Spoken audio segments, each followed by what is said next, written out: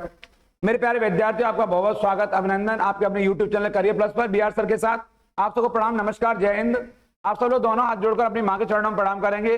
और आज हम लोग बात करेंगे ऐसे टॉपिक पर जो अभी हाल में चर्चाओं में, जहां से क्वेश्चन आना ही आना है, बिना क्वेश्चन के नहीं रहेगा वहां से। ये भारत फ्रांस का जो मामला है, भारत फ्रांस की दोस्ती है वो बहुत तगड़ी है। 90,000 करोड़ रुपए की डील, यानी ये पूरे विश्व में तहलका मच गया। अभी आप विशेष तौर पर चीन, पाकिस्तान और जो हमारे पड़ोसी जो दुश्मन राष्ट्र हैं वो बहुत चक्के रह गए आपके। और मैं लिखा नहीं, प्रश्न तो बनेगा, आप देख पा रहे हैं यहाँ पर प्रश्न तो बनेगा। इसका मतलब हुआ इसके बिना आप रह नहीं पाओगे, प्रश्न तो बनना ही बनना है, इसलिए इस वीडियो को छोड़ेंगे नहीं। मैं एक वीडियो में भारत फ्रांस दोस्ती को यहाँ पर आपको इस तरह बताने वाला हूं, इन पूरी इनकी जो साझेदारी है उसको मैं कम शब्दों में सटीक तौर पर, विश्लेषणात्मक तौर पर आपके सामने ऐसे प्रस्तुत करूंगा जो आपको अन्य किसी प्लेटफॉर्म पर नहीं मिलेगा। तो आइए मैं बात करता हूं आपसे यहाँ पर भारत फ्रांस की आपके, और मैं बताऊंगा आपको यहाँ पर कि अभी हाल ही में हमारे आदरणीय प्रधानमंत्री नरेंद्र मोदी से पहले वो कौन से प्रधानमंत्री हैं जिन्होंने फ्रांस की यात्रा की, और इससे पहले वो कौन से प्रधानमंत्री थे जो वहां की नेशनल परेड में शामिल हुए, वहां के राष्ट्रीय दिवस है वहां शामिल हुए आपके। इसके अलावा भारत और फ्रांस के मध्य रणनीतिक साझेदारी है वो कब हुई है, और अभी हाल में भारत और फ्रांस के मध्य रणनीतिक साझेदारी कितने वर्ष पूरे हुए हैं ये आपको नहीं पता होगी। इस पर वीडियो बने रहेंगे आप लोग। और अभी हाल ही में भारत ने जो 90 करोड़ रुपए की डील की है वो किन किन मुद्दों पर की है, और हमारी जो रणनीतिक साझेदारी है वो कब प्रारंभ हुई है, मैं आपको लेकर चलता हूं उस विषय पर। और आप लोगों को चर्चा करूंगा यहीं पर, इसी पर 90,000 करोड़ रुपए डील पर, और थोड़ा सा फ्रांस के ऐतिहासिक पक्ष पर यहां हम बात करेंगे आपके इसी पर। ये मैं टॉपिक हमारा वही यहीं पर बात रहेगा, पढ़ाई की पंचायत, यही पहलू रहेगा यहाँ पर आपके। मैं पुनः एक बार थोड़ा सा बता देता हूं आपको यहाँ से इसको, ये पढ़ाई की पंचायत, यही बात करेंगे हम लोग आपके इसी पहलू पर, क्योंकि इसके लिए संवाद का होना बहुत जरूरी है।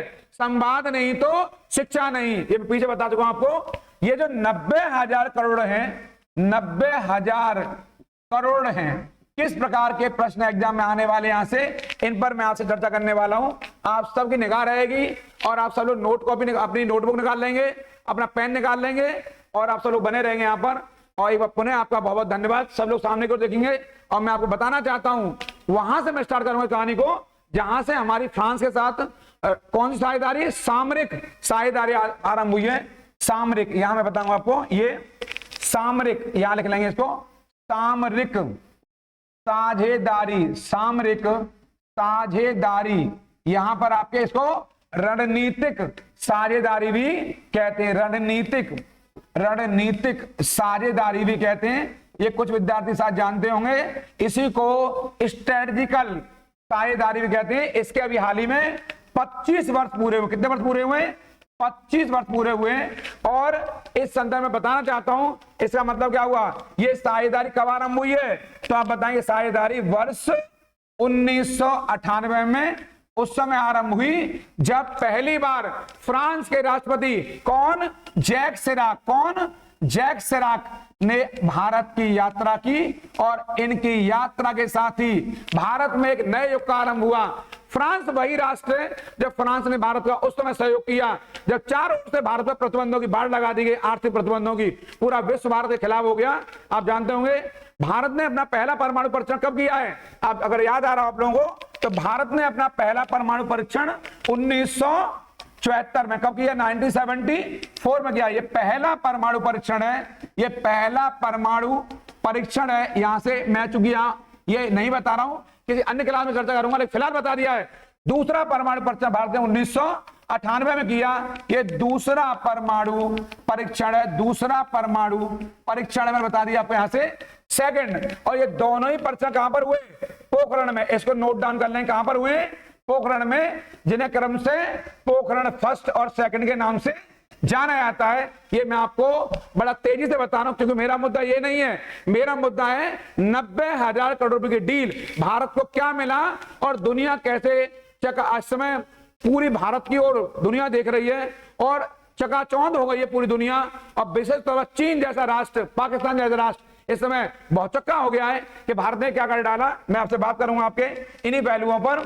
ये परमाणु परीक्षण जो भारत ने किए तो पूरी दुनिया ने भारत पर आर्थिक प्रतिबंध लगाए, लेकिन फ्रांस भारत के साथ डटा रहा। आपको जान के हैरानी होगी, जैसे ही हमारे यहां पर जो अंतरराष्ट्रीय परमाणु ऊर्जा एजेंसी, कौन सी, ये थोड़ा सा बता रहा हूं, IAEA, ये आपके लिए जानना बहुत महत्वपूर्ण है। यहां पर कौन सी एजेंसी बताई मैंने आपको, IAEA, यानी कि इंटरनेशनल एटॉमिक एनर्जी एजेंसी। आप जानते होंगे अंतरराष्ट्रीय परमाणु ऊर्जा, ये थोड़ा 2 मार्कर हो गए यहां पर, कोई बात नहीं है।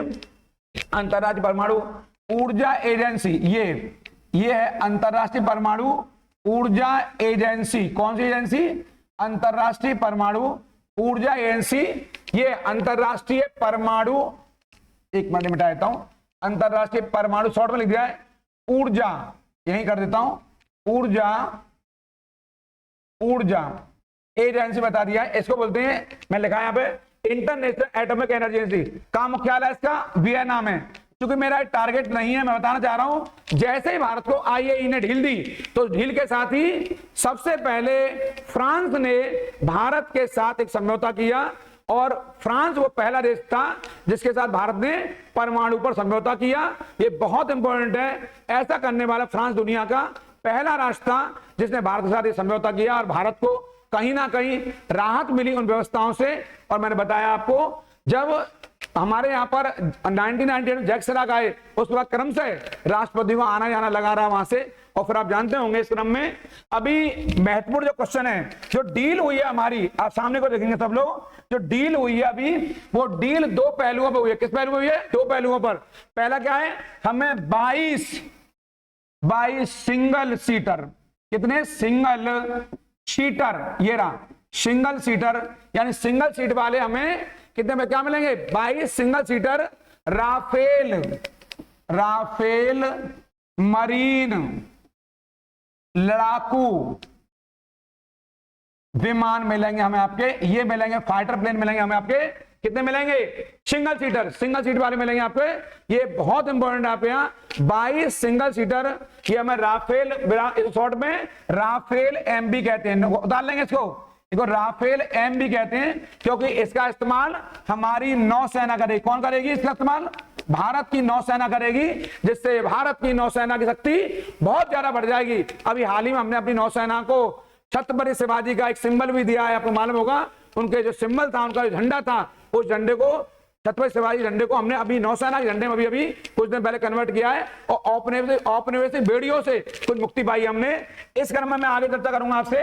इन 22 के अलावा हमने 4, ये बड़ा महत्वपूर्ण है, 4 क्या है, 4 ट्रेनर राफेल, 4 ट्रेनर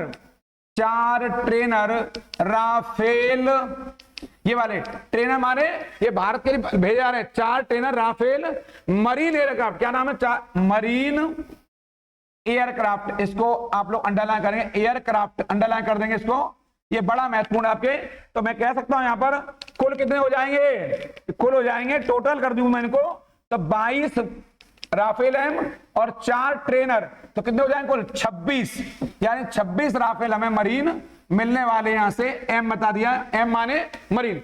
एक महत्वपूर्ण प्रश्न ये है, आखिर ये 26 राफेल किस पर रखे जाएंगे, तो इसका उत्तर है, इन्हें किस पर उतारा जाएगा, INS विक्रांत पर। कहां तैनात किया जाएगा, INS विक्रांत पर इन्हें तैनात किया जाएगा। ये आपके लिए बहुत इंपॉर्टेंट है, क्योंकि कुछ बच्चे बता रहे थे, वो पूछ रहे थे मुझसे कि गुरुजी इसको कहां कहां रखा जाएगा, तो INS विक्रांत पर रखा जाएगा इसको, INS विक्रांत पर, जो हमारा एयरक्राफ्ट करियर है। क्या है, एयरक्राफ्ट करियर है। भारत में विक्रांत के अलावा दूसरा एयरक्राफ्ट करियर कौन सा है, दूसरे का नाम है एडमिरल गोर्स्कोव। क्या नाम, एडमिरल, ये रूस से लिया है, एडमिरल गोर्स्कोव। क्या नाम है, एडमिरल गोर्स्कोव नाम है। और आपकी जानकारी लिए बता देता हूं, इस एडमिरल गोर्स्कोव को हमारे यहां पर अब किस नाम से जाना जाता है, एक नाम है INS विक्रमादित्य। क्या नाम है, INS विक्रमादित्य नाम है, जो हमने नाम दिया है इसको आप लोग अंडरलाइन कर लेंगे यहां पे,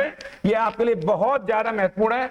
INS विक्रमादित्य, यानी कि जो एडमिरल गोर्स्कोव है, जो सेकंड एयरक्राफ्ट करियर है। मैं आपको डील बता रहा हूं आपको, एक हमारा मामला यहां पर आए जो आपके लिए बहुत ज्यादा महत्वपूर्ण है आपके, इसको आपको रटना है यहां से। एक तो हमने विमान ले लिए राफेल M, और दूसरा क्या लिया है, 3 स्कॉर्पियन बननी, 3 स्कॉर्पियन, इसको 3 स्कॉर्पियन हमने सबमरीन, क्या लिए हैं, सबमरीन, ये वाला सबमरीन, ये बहुत महत्वपूर्ण, इन्हें कहते हैं पनडुब्बी। क्या कहते हैं, पनडुब्बी कहते हैं, बहुत महत्वपूर्ण हमारे लिए। तो आप बता देंगे ये वही पनडुब्बियां हैं। कितनी हैं? 3 पनडुब्बियां, इनको रट लेंगे यहां से। 3 स्क्वायर पनडुब्बियां हैं। ये ऐसी पनडुब्बियां हैं इनके आने से दुश्मन के छक्के छूट जाएंगे। ये वैसी पनडुब्बियां हैं आपके जो रुकने वाली नहीं है, कभी हटने वाली नहीं है। ये स्कॉर्पियन पनडुब्बी ये हमारे यहाँ पर जो लाई गई है, पहले भी हमने स्कॉर्पियन पनडुब्बियां ली हैं, आप जानते होंगे। थोड़ा सा मैं आपको रिवाइज करा देता हूं। इससे पूर्व में हमने फ्रांस से ही 6 पनडुब्बियां इसी श्रेणी की, कौन श्रेणी की? स्कॉर्पियन श्रेणी। किस श्रेणी की? स्कॉर्पियन श्रेणी की हम पनडुब्बियां से ले चुके हैं। कितनी? 6 स्कॉर्पियन। कितनी ले चुके हैं? 6 स्कॉर्पियन। 6 स्कॉर्पियन पनडुब्बियां हमारे यहाँ पर 6 स्कॉर्पियन पनडुब्बियां, वो भी हम इससे ले चुके हैं फ्रांस से। कितनी ले चुके हैं? 6। इसको अंडरलाइन कर देंगे। 3 और ले रहे हैं। इस तरह हमारे यहाँ पर नौसेना की शक्ति 9 हो जाएगी, जो वेरी मोस्ट है। इसको नोट डाउन कर लेंगे। ये 90,000 करोड़ रुपए की डील है। इसने पूरी दुनिया को भौचक्का कर दिया है। चीन और पाकिस्तान जैसे दुश्मन राष्ट्र भारत के सामने इस समय घबराए हुए हैं, थर्रा रहे हैं वो आपके। आप देख लेना, आपके इसके बड़े दूरगामी प्रभाव होंगे। थोड़ा सा मैं आपको फ्रांस के बारे में बता देता हूं। अभी हाल ही में शायद आप लोग परिचित नहीं होंगे। अगर भारत के सामरिक साझेदारी के, ये रहा सामरिक साझेदारी के, ये रहा बहुत इंपॉर्टेंट बता रहा हूं, साझेदारी के, ये रहा साझेदारी के कितने वर्ष पूरे हुए? मैं लिखा है 25 वर्ष। कितने वर्ष? 25 वर्ष। तो ये बड़े इंपॉर्टेंट है। लेकिन मैं आपको बताना चाहता हूं भारत के रक्षा सहयोग के, कितने सहयोग के? रक्षा सहयोग के, रक्षा सहयोग के क्षेत्र में कितने वर्ष पूरे हुए? इस क्रम में भारत ने 70 वर्ष, कितने वर्ष? 70 वर्ष पूरे किए। कितने वर्ष किए? 70 वर्ष पूरे कर लिए।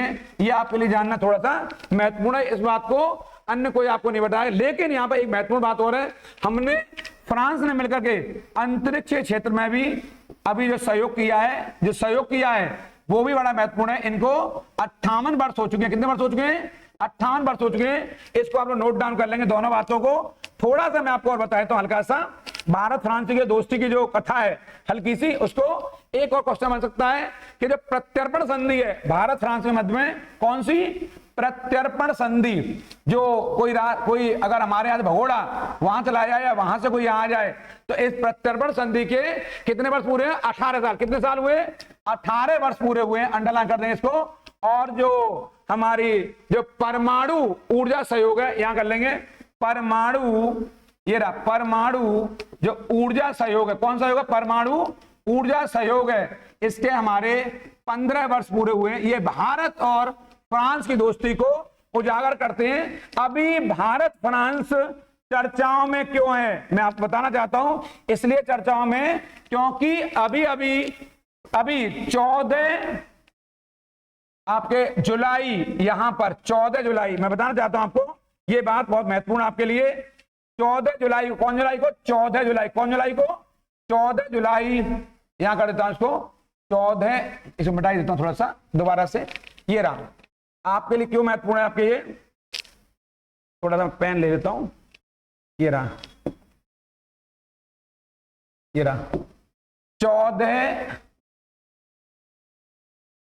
14 जुलाई 2023 को भारत के प्रधानमंत्री श्री नरेंद्र मोदी जी यहां पहुंचे और वो यहां के नेशनल डे में शामिल हुए। आपको पता होगी यहां पर, इसे यहां पर एक अन्य नाम है बास्टील डे। क्या नाम है? बास्टील डे। इसके बारे में आपको एक अन्य वीडियो में बताऊंगा कि बास्टील डे क्या होता है, बास्टील डे क्यों मनाया जाता है। लेकिन आप जान लेना, फ्रांस का नेशनल डे है, फ्रांस का जो नेशनल डे, फ्रांस का जो नेशनल डे है, कौन डे है? नेशनल डे है। वो कै तारीख को होता है? वो 14 जुलाई को होता है। और इसमें भारत के जो प्रधानमंत्री हैं उनको यहां पर मुख्य अतिथि क्या बनाया गया है? ये भारत के लिए गर्व की बात थी, मुख्य अतिथि बनाया गया। ये बहुत इंपॉर्टेंट, चीफ गेस्ट बनाया गया यहां पर। और फ्रांस के सर्वोच्च सम्मान, इस पर मैं आगे चर्चा करूंगा इस पर आपके द्वारा एक अन्य वीडियो में। फ्रांस के सर्वोच्च सम्मान से उन्हें सम्मानित किया गया, सर्वोच्च सम्मान से सम्मानित किया गया। किसको? हमारे प्रधानमंत्री जी को 14 जुलाई को। इस अब आपके मन में क्वेश्चन आएगा जो आपको अलग कर देगा लोगों से कि प्रधानमंत्री मोदी के अलावा और कौन से प्रधानमंत्री जो यहां पहुंचे। तो आपको लिए बता देता हूं, इनसे पहले 14 जुलाई 2009 को, कब? 2009 को डॉक्टर मनमोहन सिंह, ये हमारे प्रधानमंत्री आदरणीय मनमोहन सिंह जी, इन्होंने मुख्य अतिथि ये अतिथि के तौर पर यहां पहुंचे हमारे प्रधानमंत्री, और इन्होंने उस ओहदे को प्राप्त किया। इसका मैं बता सकते हैं आप लोग कि मनमोहन सिंह के बाद, डॉक्टर मनमोहन सिंह के बाद जो हमारे प्रधानमंत्री हैं इस समय मोदी जी, वो दूसरे व्यक्ति हैं जो फ्रांस के नेशनल डे पर शामिल हुए। आपके लिए बहुत इंपॉर्टेंट है। इस फ्रांस के इतिहास को मैं आगे आपको एक अन्य वीडियो में जारी रखूंगा, क्योंकि फ्रांस की जो दास्तां है वो बहुत बड़ी है। वो मेरे इतने छोटे बात को बताने खत्म नहीं होगी, मैं आगे चर्चा जारी रखूंगा। इस पर आपके बात मेरी पूरी नहीं हुई है, क्योंकि हमने यहां से जो समुद्री लड़ाकू विमान लिए, कितने लिए? 26, और 3 क्या लिए? स्कॉर्पियन, पनडुब्बी। वो ऐसे ही नहीं है, क्योंकि 17वीं शताब्दी में फ्रांस ने भारत पर औपनिवेशिक 17वीं शताब्दी में यहां पर फ्रांस पर औपनिवेशिक शासन की गाथा भी शुरुआत की थी, आप जानते होंगे। और वो गाथा उस समय शुरू हुई जब 1668 में उसने सूरत में अपना पहला कारखाना भारत में खोला। कब खोला? 1668 में यहां से यात्रा शुरू हुई, और ये यात्रा 1954 तक इनकी भारत में बनी रही। एक कम वर्ड बता दिया मैंने आपको। और आप जानते हो 1954 में फ्रांस हमारे यहाँ पौंडीचेरी,